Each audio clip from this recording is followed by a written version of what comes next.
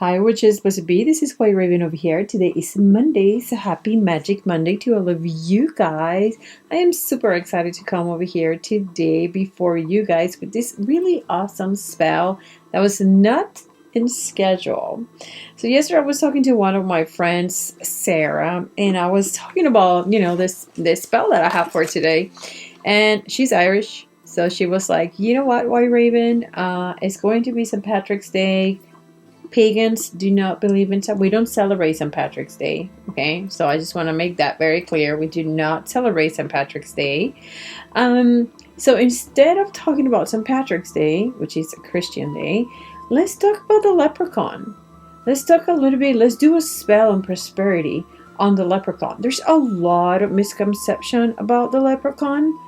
There's too much Hollywood involved in our view on the leprechaun, and I'm here today to tell you a little bit about who the leprechaun is and how to go about and use him or use his assistance when it comes to prosperity magic, because they are very wealthy indeed.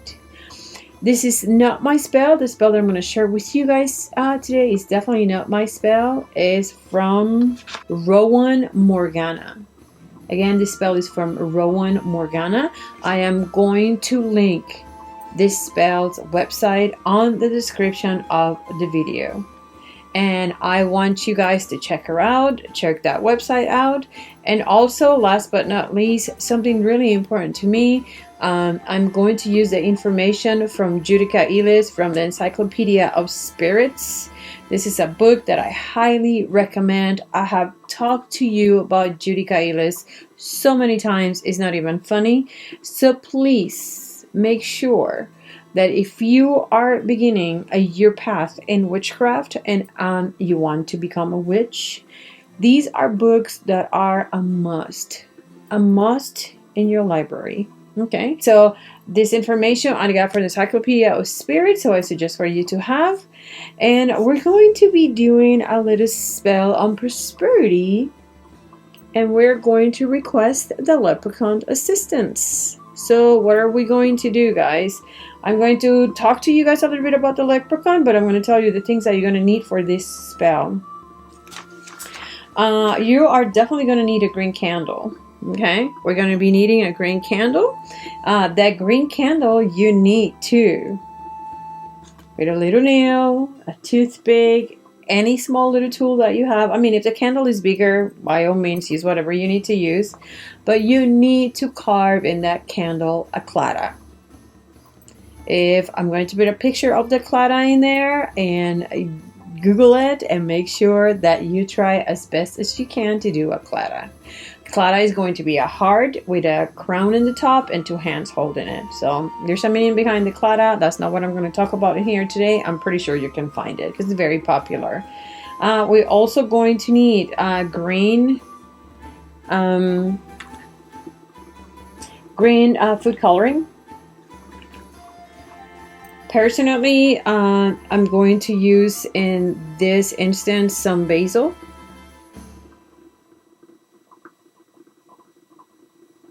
Okay. Oops. I'm also going to use pine oil. Essential oil of pine. Hold on. You can also use, instead of pine oils, you can use cinnamon, nutmeg, basil, essential oils. Okay. And I'm going to have over here some milk. I'm going to have over here some really tiny baby tags for offerings. Some really tiny little baby tags. Tags are really tiny little nails that you can use in order to make shoes. I don't know if you can see it. I'm going to have some honey right here. And last but not least, you need, guys, a coin. So in my case, I'm using a quarter. Okay, you need a glass with water. And that's it, guys. That's all you need. All right. So let's talk a little bit about the Leprechaun. So we have seen way too many movies about the Leprechaun. We have seen Leprechaun 1, 2, 3, 4, 5, and 6. I think it's about 6 movies that we have on the Leprechaun. And he's always depicted as a killer, as somebody that is evil and mean and whatnot. That's not necessarily the case.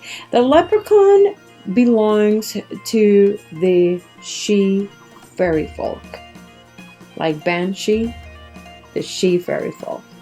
The she people, the she fairy folk, are descendants of the Tuatha De Danann. And please, right from the start, please forgive me if I am mispronouncing any of these names. I really apologize.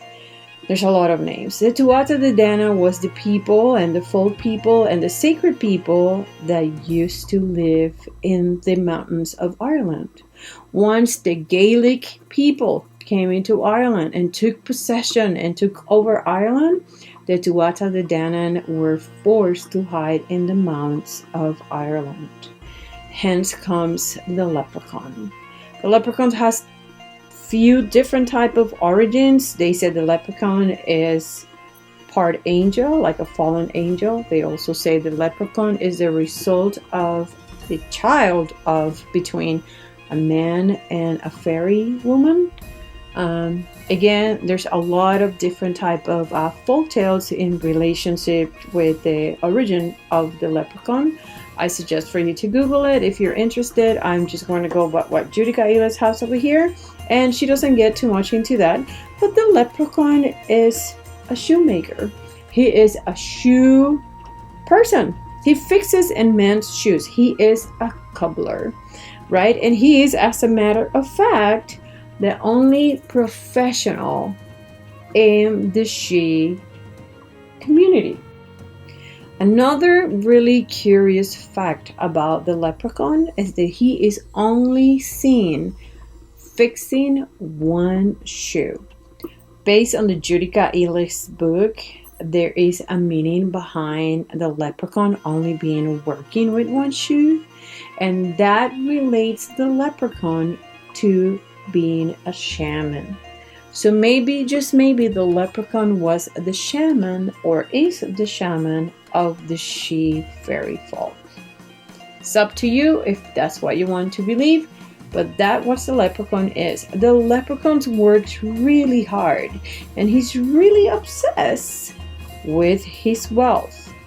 So he's going to be the one that works all the time doing the shoes, always doing the shoes, working up early, working really hard throughout the day, and saving every last penny of what he gets in the little golden pots.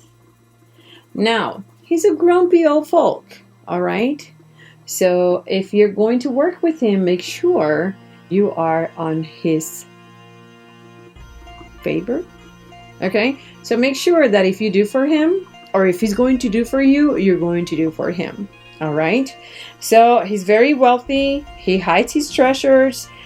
He is a joker, but he's not necessarily a nice joker. Okay. So like many of the energies and deities we follow, he is very dual. He could be very nice to you, but he could be a trickster as well. So what I'm trying to tell you is that if you promise him, make sure you commit to your promise and they come through. All right? Because if they don't, as easy as he gives you, he will take away. All right? So there's another thing that maybe some of you guys have seen, like in the movies and propaganda, in the media or whatever. A lot of the times they also depict him as the little dwarf goblin that is dressed in red. That is definitely not a leprechaun. That is called a Leprechaun. And his infamous cousin of the leprechaun. The Leprechaun is like the opposite of the leprechaun. He's the one that comes out at night. He's always drinking, most of the time drunk. He's a trickster. He has very bad manners.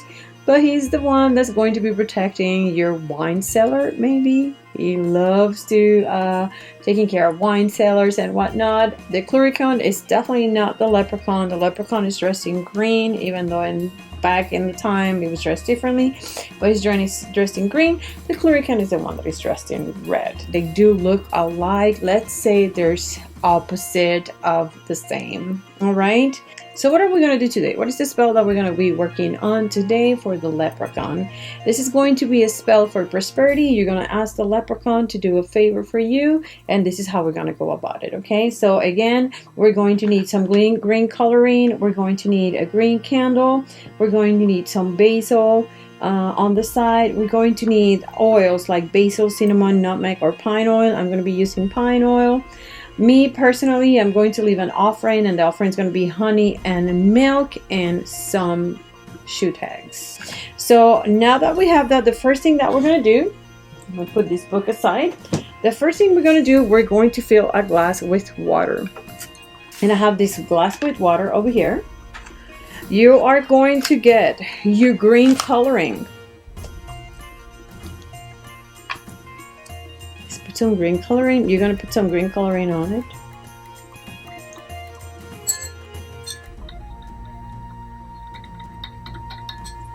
Okay. We're going to swirl this around. Now, remember, we're going to be doing a spell. So the first thing that I need you to do is to concentrate. Try to make a connection with the leprechaun prior to doing this spell. So let's connect.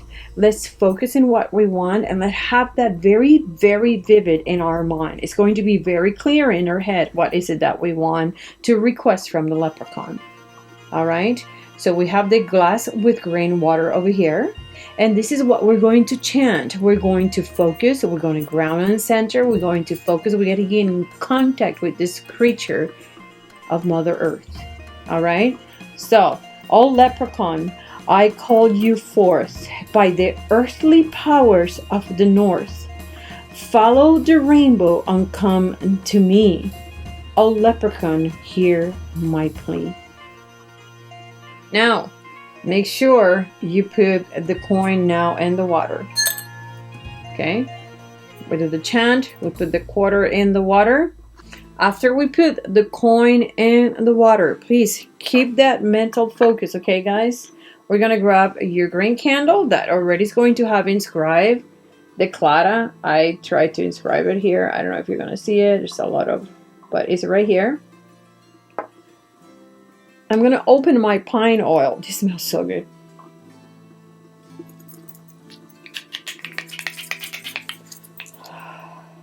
With this oil, we're going to anoint the candle. Smells really amazing, guys.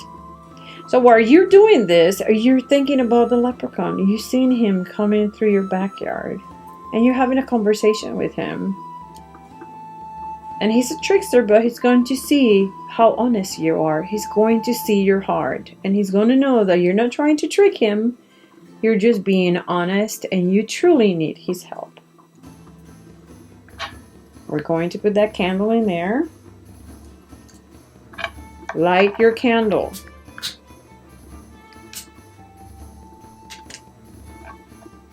Next thing we're going to do, we're going to sprinkle some basil around our workstation. Okay. And again, you must visualize what you want. If you have a specific amount of money that you're going to request, make sure you're already visualizing what you're doing with that money. What I'm trying to tell you is see it through. That money is coming over. The leprechaun is already helping you. It's a given.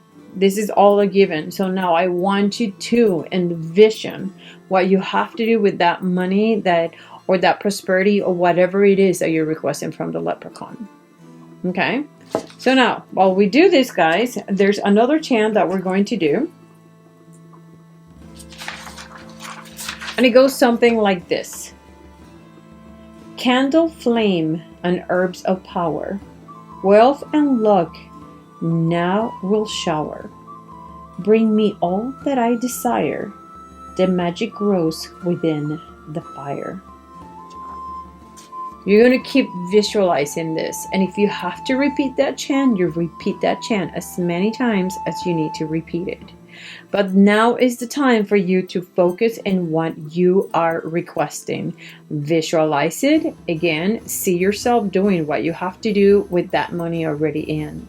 It is a given. It's being granted. So what are you going to do? Are you paying debt? Are you able to buy your house? Are you able to do whatever it is that you want to do? Then see yourself doing it.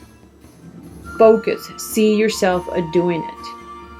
Now, what you're going to do, witches, is as soon as your candle burns through, you're going to take your wax, you're going to take the water, you're going to take all the herbs, and you're going to bury that in your backyard or wherever it is that you want to bury it. Make sure that you're going to leave your offerings to your leprechaun, okay?